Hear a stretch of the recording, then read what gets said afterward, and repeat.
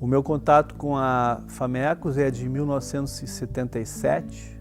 Eu fiz o vestibular, né, eu estudava no Anchieta, eu cheguei à conclusão que eu queria fazer jornalismo, não estava muito convicto disso, mas me parecia que era o curso mais interessante, e eu estava em dúvida entre a URGS e a PUC, ou seja, entre a Fabico e a FAMECOS. E eu fiquei em dúvida até o fim, então eu fiz vestibular nas duas e passei nas duas.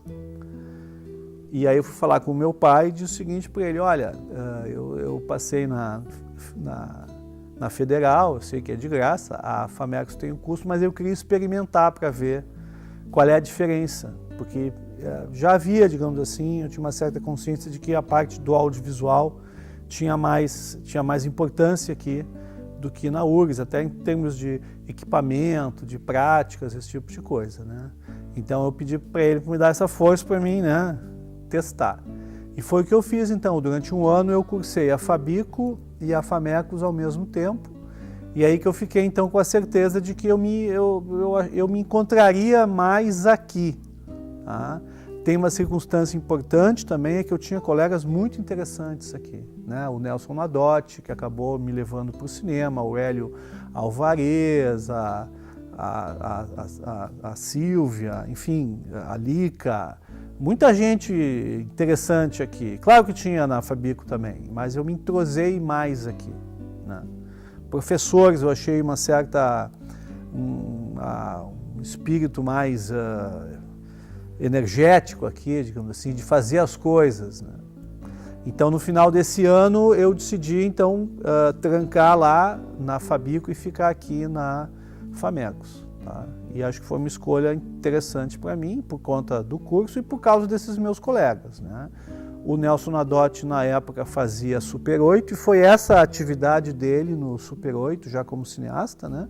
Apesar de ser uma bitola amadora, ele fazia filmes, em sua maioria, mudos na época, uma coisa que me fascinou, e eu comecei a fazer cinema com ele, né?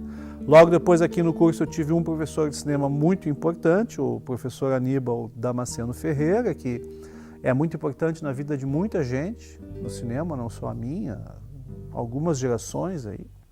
Então, com o Aníbal, eu tive as primeiras aulas formais de cinema e depois aulas práticas, em 16mm ainda, com o professor Lima, com o professor Benigno, principalmente com o professor Marcelo Souza, que tinha sido meu aluno de fotografia no Anchieta já. Então, esse conjunto aí acabou meio que me tirando do jornalismo tradicional, apesar de eu ter sido repórter durante o ano da Folha da Tarde, acabou me levando para o lado do cinema. Tá? Então, a minha entrada aqui foi essa.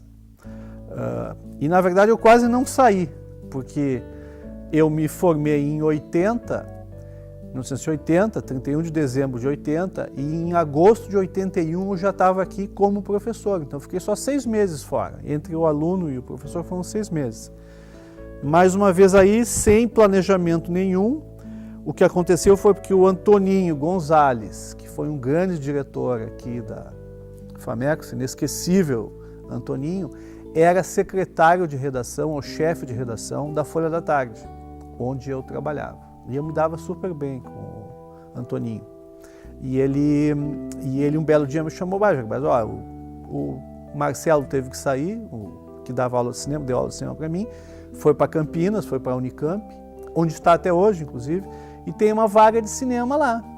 E eu estou pensando em te levar para lá para dar aula de cinema. Eu disse, pô, Antoninho, eu nunca dei aula, né? Na vida, né? Estou recém-formado. Não, é para fazer os filmes. Essa coisa, é prática. Vai lá que depois a gente vê. Senhor, não custa nada, né? Eu não estava muito satisfeito na Folha já na época, estava prevendo que aquilo ali não iria durar muito, acabei aceitando e vindo para cá sem experiência nenhuma, né? Pouca experiência no cinema e nenhuma experiência acadêmica. Mas, na verdade, eu sabia o que os alunos tinham que fazer, que era fazer filmes.